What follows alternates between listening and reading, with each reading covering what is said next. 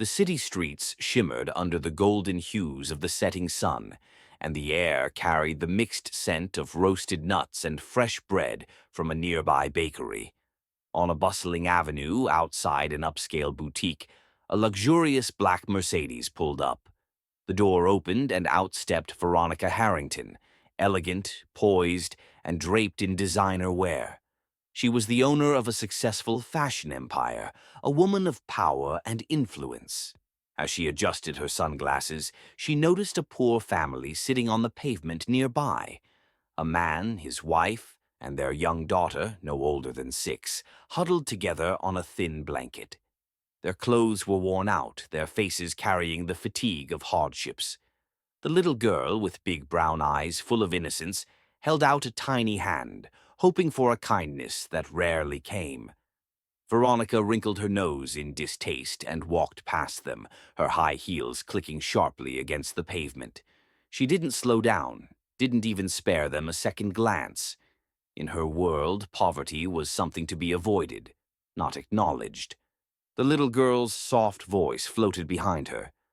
"Mommy, do you think that lady has a kind heart?" Veronica's steps faltered for the briefest moment, but she regained her composure and continued into the boutique, pushing the thought aside. Inside, the boutique manager greeted her with an overly cheerful voice. "Miss Harrington, we have the newest collection just for you." Veronica indulged herself, picking out a few elegant pieces. As she handed her platinum card to the cashier, she glanced outside the glass doors and saw a small scene unfold. An older man, wearing a humble uniform, stopped beside the poor family and handed them a warm bag of food.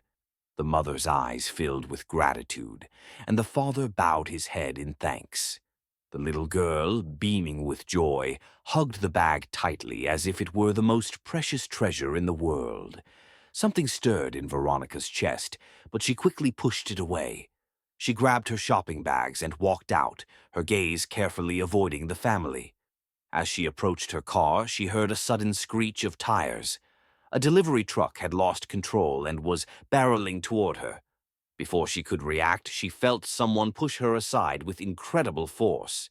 She tumbled to the ground, her designer dress getting smeared with dirt.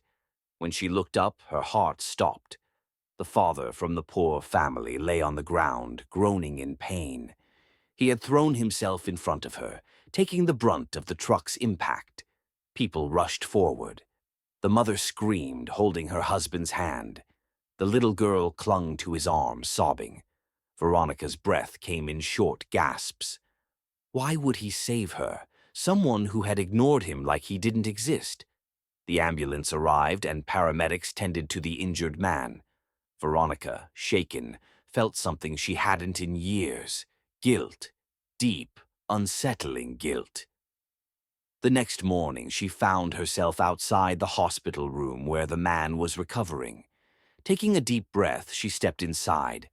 The wife looked at her with confusion, and the little girl's eyes widened in surprise. Veronica hesitated, searching for the right words. "I don't understand. Why did you save me?" The man, despite his pain, smiled weakly. "Because kindness should not depend on wealth. If we only helped those who helped us, the world would be a cold place." Veronica felt tears sting her eyes. She had lived her life believing money and status were everything. But here was a man with nothing, who had given everything for a stranger. From that day forward, Veronica's life changed. She not only covered all medical expenses for the man, but also ensured his family had a home and stable jobs. She set up a charity foundation to help struggling families, using her wealth for something truly meaningful. One evening, as she visited the family, the little girl ran up to her and hugged her tightly. "Mommy was right," she whispered. "You do have a kind heart." For the first time in a long time, Veronica smiled, a real, heartfelt smile.